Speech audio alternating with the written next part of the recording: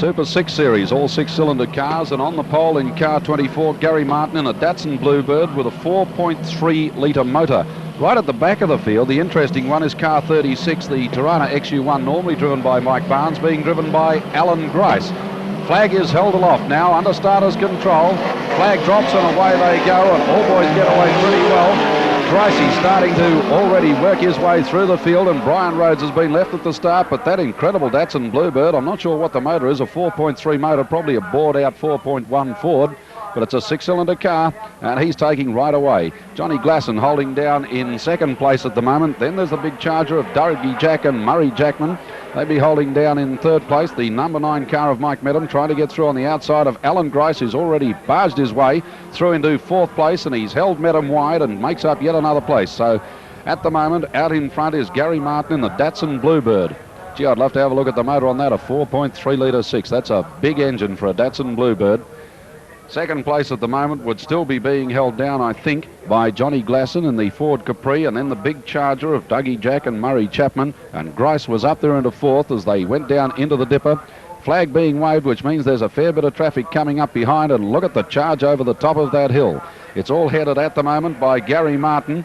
Second place is the Capri of Johnny Glasson, but third and fourth where the action is, that's Dougie Jack and Allan Grice. Allan Grice, of course, a national car driver, already over here and running in the Tirana for a bit of a run.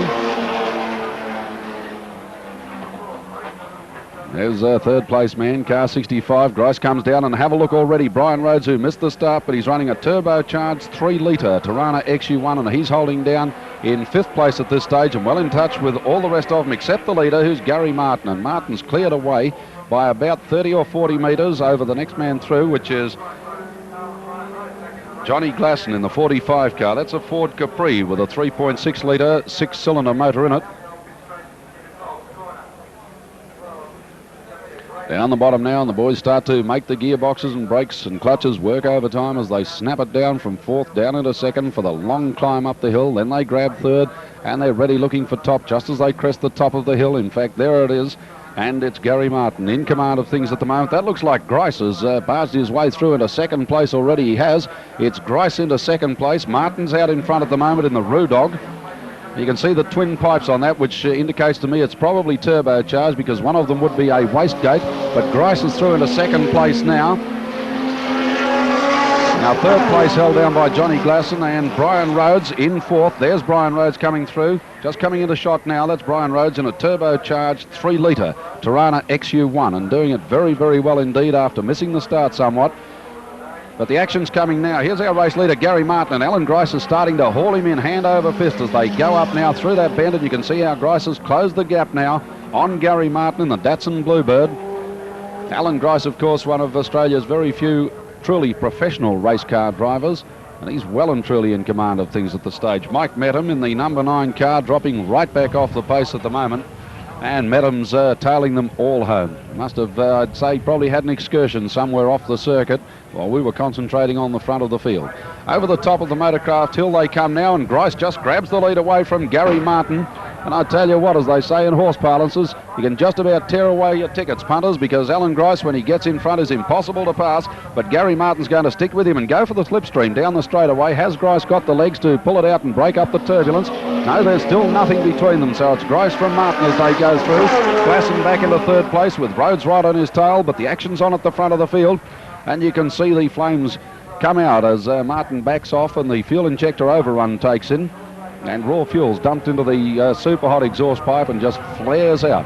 But it's Grice out in front at the moment from Gary Martin. Move coming on a little bit further back in the field too as Brian Rhodes starts to apply a lot of pressure now to Johnny Glasson.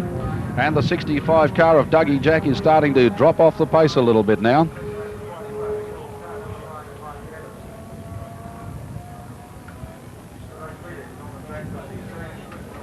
Onto the main straight away, and these boys are well and truly at the back of the field now. Mike Medham, and somebody's just pulling off there. Couldn't pick up the driver, but Mike Medham. Very sad day for Mike, who's president of the Western Australian Sporting Car Club. But out in front, have a look at Allan Grice and look at the lead he's established. This man is a true professional. well and truly in command of the event. And I think we've lost our early leader in Gary Martin. Can't see him. He must have had an excursion or else he's blown the motor. Second place now held down by Johnny Glasson, but here comes Brian Rhodes, and you can see the smoke pour out of the car as he buries the foot to the floor, trying to make up a lot of ground before they get down into this corner. They're on their last lap now, and the race is on for the minor end of the purse. Allan Grice absolutely got this one shot to bits, and there's Rhodes looking for the outside line through the S's, would you believe, on Johnny Glasson, which is a very dicey part of the track to pull it.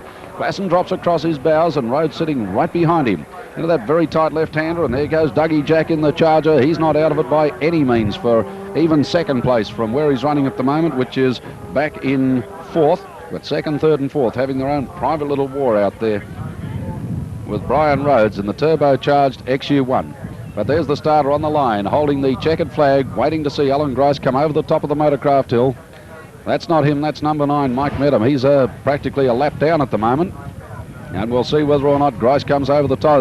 That looks like Gricey now.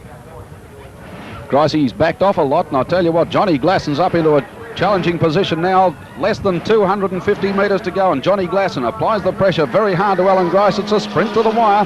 Has Grice's car blown up, or is he just waiting for them? But Grice is going to take it out from Glasson, Rhodes and Dougie Jack. A blanket finish, a great finish to the Super 6 Series here at wonderful Wanneroo Park.